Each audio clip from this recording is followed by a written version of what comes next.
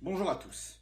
Aujourd'hui, dans des codes sources, un sondage sur l'effet des écrans sur le comportement des enfants, une publicité de la CGT et une question. On commence par un article dans Aujourd'hui en France du 2 février 2023 dont le titre est « Avec le télétravail, les petits de plus en plus exposés aux écrans ». À l'intérieur, la représentation graphique de deux questions. La première, avez-vous constaté des conséquences négatives de l'utilisation des écrans par votre enfant sur son comportement, impatience, énervement? Et aussi, avez-vous constaté des conséquences négatives de votre propre utilisation sur le comportement de vos enfants, impatience et énervement? À la première, 65% répondent oui, et à la seconde, 55% répondent oui. La première question est quand même hyper floue. Pas d'âge des enfants, sur quelle période, quel type de comportement cela a entraîné, mais surtout, comment les parents peuvent faire le lien direct entre l'utilisation des écrans et le comportement des enfants. Les parents, que je sache, ne sont pas pédiatres, psychologues ou pédopsychiatres. Du coup, est-ce que les comportements observés sont vraiment liés aux écrans? Les enfants sont quand même influencés par plein de choses. Moi, si on m'avait posé la question quand mes enfants étaient plus jeunes, j'aurais été bien incapable d'être aussi direct. Pour la deuxième question, je suis tenté de dire la même chose. Mais en fait, je la comprends pas. Quelle utilisation des écrans par les parents entraîne des comportements mauvais des enfants? La question est super floue. Heureusement, dans le texte, il détaille un peu plus en parlant des parents, par exemple, qui regardent leur téléphone quand ils donnent à manger aux nourrissons ou aux enfants. Ce qui n'empêche que la question reste floue, surtout si on ne regarde que la figure. Du coup, j'aimerais bien avoir les questions originales pour comprendre un petit peu.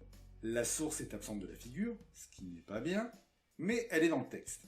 Fondation pour l'enfance. C'est une étude réalisée fin 2022 avec IFOP. Sur Google, je tape Fondation pour l'enfance 2022, IFOP et écran. Et je vois dans les résultats un lien vers IFOP et un lien vers Fondation pour l'enfance. Ça doit mener au même baromètre. Ah oui, baromètre, c'est le nouveau mot à la mode. On ne dit plus sondage, mais baromètre. Ça fait plus grandiose que ça ne l'est vraiment. Remarquez, IFOP continue d'utiliser le terme sondage. En même temps, c'est leur boulot de faire des sondages. Et on a un petit texte de présentation des résultats des sondages et un lien vers une présentation des résultats. Sur le site de la Fondation pour l'enfance, qui lui aime utiliser le terme baromètre, eh bien, il y a aussi un petit texte qui résume les résultats et aussi un lien vers une présentation des résultats. Les deux présentations montrent des résultats évidemment identiques, même si présentés un peu différemment. Je retrouve la diapo avec les résultats présentés dans l'article. Et effectivement, c'est similaire à ce que présente le sondage. Les questions que je me suis posées sur quels problèmes et quels effets ont une réponse ici, puisque dans les diapositives suivantes de la présentation, on a une explicitation des différentes questions qui ont été posées. Ici, par exemple, on retrouve ce qu'on considère comme comportement des parents liés aux écrans qui sont néfastes pour les enfants. Du coup, pour conclure sur cet article, eh bien, les résultats qu'il donne sont bons, mais ils restent incomplets et donc sont difficiles à lire tout seul. Il faut aller voir la source pour bien comprendre de quoi on parle. On change de format avec une publicité de la CGT qui nous donne 4 bonnes raisons d'augmenter les salaires. Une des raisons est de faire face à l'inflation. Et pour ça, ils ont mis une petite figure qui va bien, qui montre l'augmentation en pourcentage des prix de la farine, de l'énergie, des coquillettes et de l'huile de tournesol entre 2021 et 2022, et compare avec l'évolution des salaires en euros constants. C'est pour bien montrer que d'un côté la vie coûte de plus en plus cher, et que de l'autre côté on gagne de moins en moins. Ok, on a le message, c'est un tract rapide, c'est du marketing politique, mais est-ce que c'est propre? En tant que scientifique, je trouve cette figure très maladroite.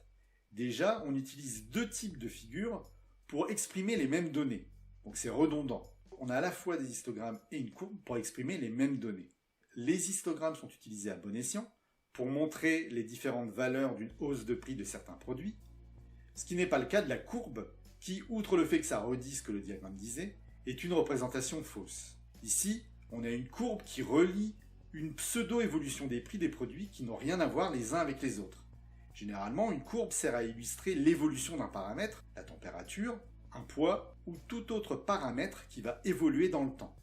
Et ainsi, la courbe va permettre de nous montrer comment ce paramètre va évoluer dans le temps. Or ici, ce n'est pas le même paramètre, ils ont choisi arbitrairement différentes augmentations de prix et ils les ont reliées. Et ils les ont placées de telle manière que la courbe augmente fortement. On aurait pu mettre ces valeurs dans un ordre différent sans que ça change rien, mais la courbe n'aurait pas exprimé la même chose. Donc ici, on est dans du pur marketing, c'est-à-dire accentuer le message de l'augmentation du coût de la vie. Et puis arrive l'évolution de salaire dans un histogramme identique à ceux des prix des aliments, ce qui ne devrait pas être le cas. Une même forme de représentation ne peut pas être utilisée pour représenter deux choses différentes. Il aurait fallu changer de type de représentation. Je passe sur le fait qu'on n'a pas de source pour les prix. On n'a aucune idée d'où viennent ces estimations d'augmentation.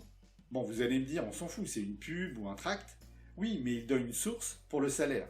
Bon, il faut être logique, soit tu donnes tes sources pour tout, ou tes sources pour rien. Pour conclure, c'est pas parce qu'on veut passer des messages qu'on peut faire n'importe quoi avec les figures. Pour terminer, le petit exercice pour vous, avec un camembert dans la Charente libre du 10 décembre 2022.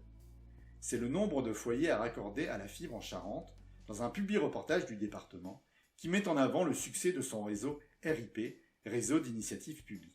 Le camembert est pas mal, mais j'ai un problème avec les chiffres. Saurez-vous trouver lequel? N'hésitez pas à donner vos réponses en commentaire. À bientôt, et surtout n'oubliez pas votre bâton de sourcier quand vous vous baladez dans le pays de l'information.